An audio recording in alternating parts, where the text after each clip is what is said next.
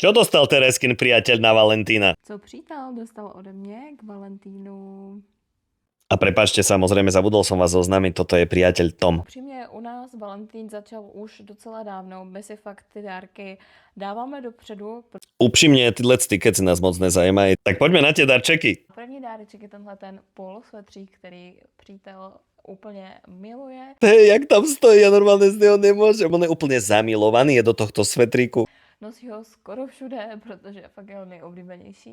No normálne ja vidím v jeho očiach to, že on ho má tak rád, že on si ho proste ani na to natáčanie nechcel dať lol, len ho ona musela podľa mňa prinútiť nejako, aby to spravil. Ale inak je zaujímavé, že robia unboxing po Valentíne a tvária sa, ako keby ten sveter už mal vlastne rok.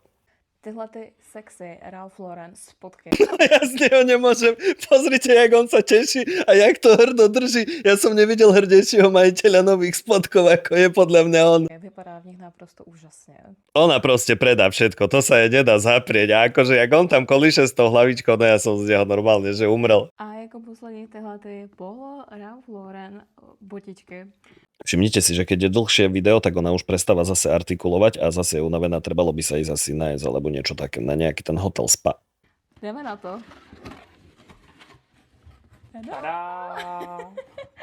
Tyhle ty neskutečně moc mu sluší. Kde byste... To je presne ten typ oblečenia, ktorý v 23 nechceš dostávať. Akože normálne, keď si chceš urobiť, že plus 50 rokov, tak presne to je to vhodné.